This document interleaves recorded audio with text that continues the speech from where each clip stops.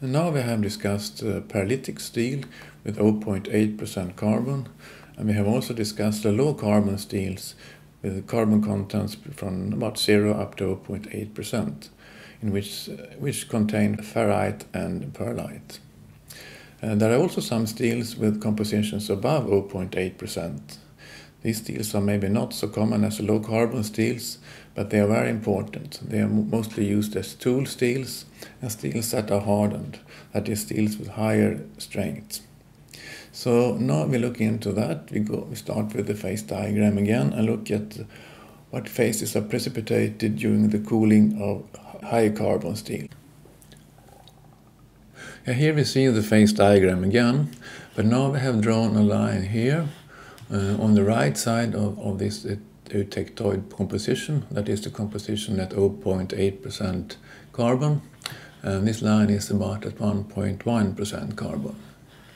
And if you would want to look now how the structure is formed, we start again up here in the austenite area, where we have a one single phase austenite with some grain boundaries drawn here. And we will lower the temperature, come down to this line, and into the two-phase region, austenite and cementite this time. And we know that the cementite phase is at the composition 6.7% carbon, far away to the right. And as we go down here, the cementite continues to precipitate, and as the ferrite did when we were in this region, also the cementite will nucleate and grow in the phase boundaries. But when we come down here, we see that this part of the total line from here to the cementite, this part is very small relative to the large distance up to 6.7%. That means that the portion of cementite will always be very little. We'll only have very small amounts of cementite in this type of alloys. Actually, maybe at the maximum 6-7%.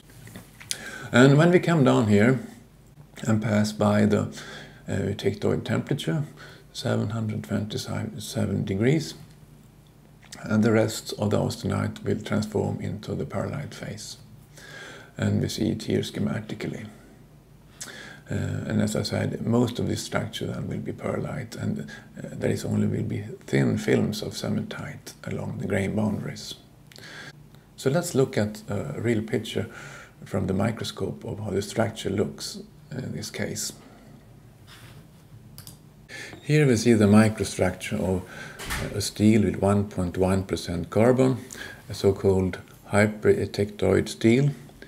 And we see clearly a pearlitic structure here, and it's rather coarse pearlite, as we see most of the lamellar actually in these pictures. And we also see, what's typical for this pro-eutectoid steel, that we have cementite precipitated in the former austenite grain boundaries.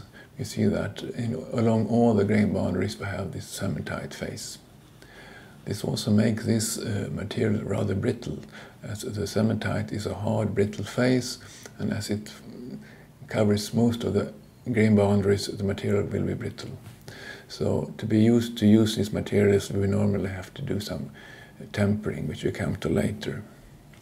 We can also discuss why do we see the cementite within the pearlite as dark lines, while we see the cementite in the grain boundaries as a light phase.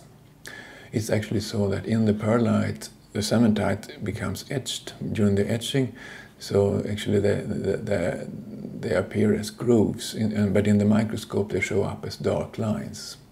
So it's a white phase, it's ferrite within the pearlite, but if you look in the grain boundaries, it's also cementite that is white. Now we will also use the lever rule for this type of alloy, that is this type of alloy with carbon concentrations above the pro-eutectoid point. And we want to evaluate the amount of pro-eutectoid cementite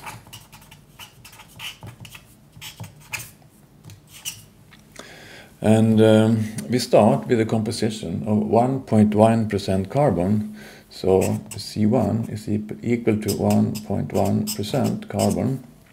So from this type of alloy, which is positioned here along this line, we will evaluate the amount of cementite that is available or that is lying in the grain boundaries in this structure. And we use the lever rule, and if you look in the phase diagram along this line, we know now that the amount of cementite will be this short part of the whole distance from this point all the way to 6.7, which corresponds to the composition of the cementite. So this part divided by the part from here to 6.7. And that means that we get C1 minus O.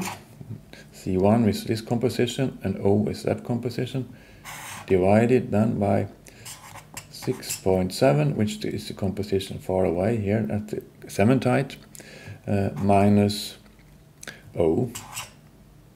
And if we put in now the figures here, C1 was 1.1 and O is, as usual, that's the eutectoid point, which is 0.8, divided by then 6.7 minus 0.8 again.